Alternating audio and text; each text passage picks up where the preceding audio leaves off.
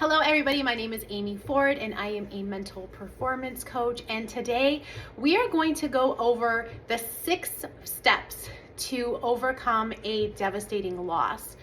Now, if you are an athlete, I'm certain that you've been in a situation before where you went into a competition or a tournament with all of these hopes and dreams and visions that you would be as successful as humanly possible and coming out on top. And if you're an athlete, you've definitely felt that loss. You have definitely felt that disappointment. So today I'm going to go over the 6 major steps that you need to be implementing as quickly as possible so that you can get back to your elite level performance. The worst case scenario is that we take this devastating loss, this sting of disappointment and self-doubt, and then it can spiral and snowball into a confidence crisis where we are then carrying it forward into future performances, and it's affecting our ability to drop into flow state, affecting our ability to perform properly, because instead of letting go and processing it, we're carrying it with us everywhere we go. It's kind of like a bag of bricks on our back. So today I'm going to go through all the steps necessary in order to tap into peak performance once again, okay? Because this does not define you. It does not define your career, but it can help it and it can catapult it, and I'm going to explain how. These are the 6 steps. We have separation, reflection, understanding the concept of polarity and why we need to become neutral about the situation, adopting a growth mindset, goal setting, and then I have a bonus one which I'm going to share at the end of this video. So stay tuned, okay? The first step in overcoming a loss is learning how to separate yourself from it. You need to separate yourself from the judgment, opinions, the criticism from others, as well as your own feelings or your own experience of the loss. Some of the signs that you need to be separating from a situation is overthinking. You're rerunning the scenario over and over in your mind, and you're thinking of things you should have done or things you could have done. Maybe you're thinking of what everybody else is saying about you, and you just can't get it out of your head. You're obsessing over the situation. You can't stop complaining about it, and you're starting to feel exhausted and shutting down. These are all telltale signs that you need to separate yourselves from a situation, a conversation, a person, a place, or a thing. There are 6 main ways to practice separating yourselves from a situation, and all of it includes like a little bit of visualization. You can also journal just to get the thoughts down and out onto a paper, but we have frame it, flush it, throw it, bounce it, and block it, and journal it. Now, my favorite technique right now is frame it. And this is just understanding the concept that I have my own frame of reality. And when I am fully in my frame, I can really recognize that there's separation between my frame and someone else's frame, right? And if you can actually visualize everybody in their own little box. Just imagine everybody in and around you, all the judgment, all the news articles, everything in and around you is in their own little box. It kind of contains the situation. And I've really been enjoying that a lot because it allows me to really see and experience the separation that there is between myself and others. And as soon as I do that, it immediately reminds me that I am in my body, I'm experiencing my own frame, and I can allow anything to affect me that I'm willing to let in. So that's one very, it's a good technique for me. If it doesn't resonate with you, that's fine. You can try flushing it. So any event, you can imagine flushing it down the toilet. I don't want to deal with it anymore. Throwing it away, bouncing it off of you. So if you imagine like you're in this contained box, you can imagine all of these things just bouncing off of you and reflecting them back. You know the whole adage, I'm rubber, you're glue. Whatever you say bounces off of me and sticks to you. It's kind of like that, right? It's just, I'm done. And you do have to get bossy with yourself sometimes. You got to be like, enough. I don't want to deal with this right now. Enough. Like, we're done. Pack it away, box it up, bounce it off, block it, we're done. Separate. Because once you can become more mentally focused and really start having this discipline with yourself, you can really direct your thoughts in a lot more positive manner. So once you feel like you've properly separated yourself from the situation, then we come to stage 2, which is reflection. It's one of my favorite parts, and this is an opportunity for you to really reflect on your own performance. Now, I want to be really clear here because it's very common for a lot of my team playing athletes to carry the weight of the performance of the team on their shoulders. So I'll ask, how did you perform? And they're like, well, my team won, or my team lost, or my team scored. This is not about the team's performance. This is about your performance. So the first thing you're going to do is write down 3 things that you did really, really well in the tournament or in the game, whatever. Just write down 3 things that you did amazing, that set you on fire, that you performed flawlessly. Because it's really gonna really show you that your performance, even though you're on a team, is also individual. You're also separate, which is really important because your team may have lost, but you may have performed really well. The second thing I want you to ask yourself is, what are 3 things you could improve on? Were you reliable? Were you disciplined? Did you get into a few too many fights? Did you get too many penalties? Like, what areas do you need to pay attention to work on? Again, these aren't failures. This isn't anything to feel gut-wrenching, sad, and shameful about. These are just areas of growth, right? There's only learning in these situations.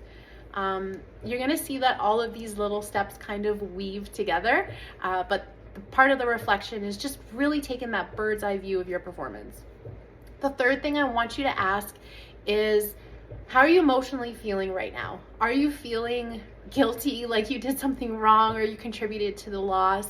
Are you feeling shame or sad or embarrassed because you read a news article? Like, what is coming up for you? What is showing up for you right now that's on the forefront of your mind? If I were to be like, how are you feeling about this? Like, what's the first thing you're gonna say? Because those are the feelings that we're gonna work on next. So once you have your reflection complete, that brings us down to the 3rd stage, which is my favorite, and we're gonna talk about the concept of polarity. And this is going to help us bring us back to a neutral state, and I'm going to explain why this is important. The next thing we need to work through is the concept of neutrality. Now, there's one thing that you really need to understand about yourself subconsciously that is really going to help make this make sense, and that is your subconscious mind only communicates through emotion. Why does this matter? Well, if you are experiencing a devastating loss, I 100% know you're probably feeling guilty, doubting yourself, maybe you hate the situation, right? All of these experiences are going to impact you subconsciously without you even being aware of it. Now, this will have a ripple effect. So 6 months down the line, all of a sudden you're hesitating, or maybe you're experiencing a confidence crisis. Maybe you're not as fast as you used to be. Maybe all of a sudden you're hitting a losing streak and you can't score anything. And you don't know why. It's been 6 months, and then you're going to book an appointment with me. I'm going to sit down with you. I'm going to be like, when did this start happening? And you're going to be like, it started 6 months ago when I lost at the Team Canada tournament. But it just snowballs, right? So it's really important to nip this in the bud as soon as it starts happening, as soon as we experience it. Now, how we combat this, like, you have to understand with the law of polarity, what goes up must come down. There's always opposite ends of the spectrum. So at any point during a game as well, we're going to experience some highs, like we scored, and then we're going to experience some lows, like we just turned over the puck. So it's important to maintain a level of neutrality in our performance, which is right in the middle. Now, when we experience a devastating loss and we experience this end of the spectrum, guilt, doubting, hate, bored is a bad example. I don't know why I wrote that, but it's just to show you that there's opposites. So when we experience like this part of the spectrum, a lot of it, the fearing, the doubting, the guilting, it's impressing on our subconscious, we then need to pull ourselves back into a neutral state. We need to go from feelings of loss, overwhelm, failure, right, This is all down here. We need to go from here to a state of neutrality. We need to be able to look at this situation and feel neutral about it. Once you can feel neutral about it, then you'll be able to move on with peace. Now, there are a couple ways to help your subconscious process this emotion, process this situation. One of them is to do timeline work, where we kind of float back to the point that it all happened on your timeline, and then talk to that version of yourself and kind of infuse it with the emotions and feelings that it needs to hear and feel to satisfy itself. It's a really powerful technique, and it really does work.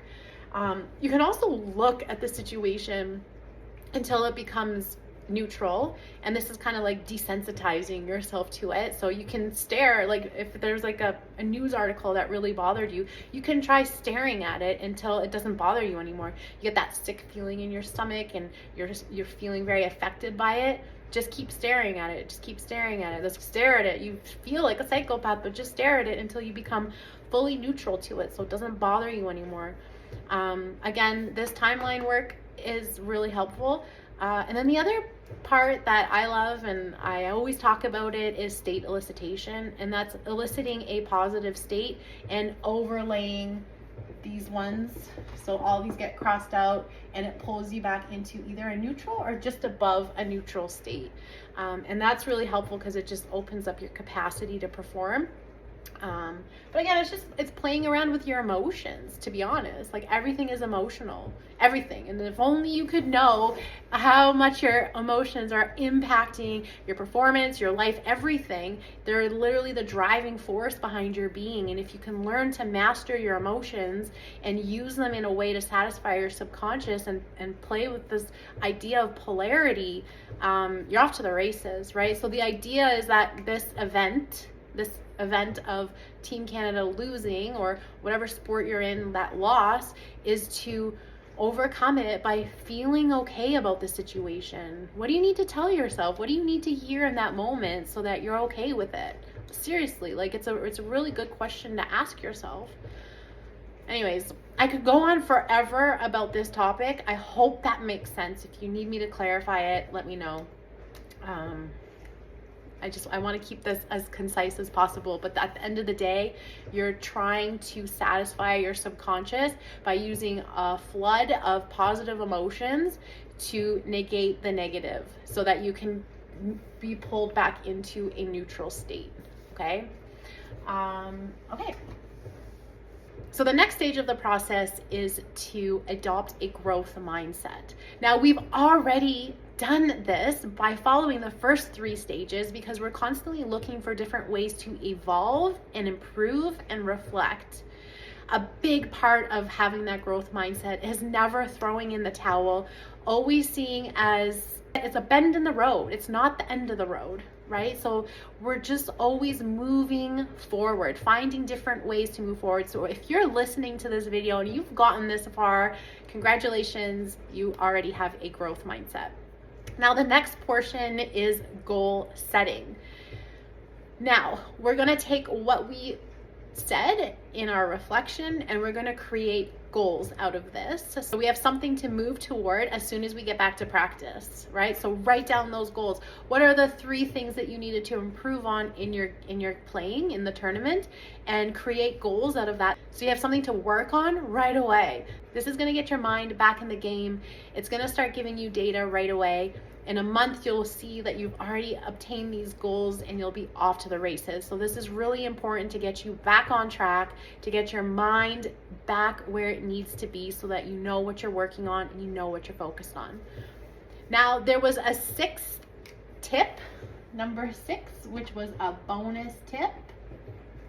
And honestly, the only thing that I can really tell you is that to overcome something devastating, we've taken really big steps to make it as neutral as possible, to create goals and to create strategies moving forward.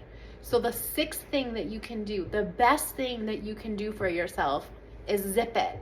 Stop talking about it, stop complaining about it, stop obsessing about it. We've already done 5 major steps to get your head into the right state of mind.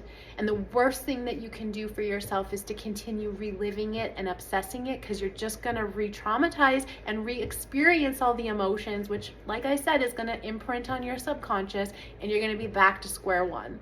So please don't go through all 5 of those steps and then continue to obsess over it. That means something in the process hasn't worked. If you still if you still feel the need to talk about it, either there's something that you didn't really feel convicted about letting go, and you need to revisit the other stages, because by the end of this process, you should not have a need or feel the need to talk about it. And I don't mean in like a shut down, oh, I don't want to talk about that, I don't want to talk about that. You should not feel compelled to talk about it. It should just be a non-issue. It should be so neutral that it's just something that happened. It doesn't affect you, and just close the door, keep it closed. If people ask about it, be like, I've moved on, but not in a defensive way. Does that make sense? So, but like I said, if you're continuing to open that door, if you're continuing to obsess and address it, and oh, this happened, and you're just gonna be pulling up all those feelings again, and we're gonna have to start from square one. Okay, so number 6 is zip it. Anyways, I hope all those steps helped again to refresh your mind. It was separation. Separate yourself from opinions, judgments, and thoughts of others. Reflection. Really find your strengths and areas of growth from the game.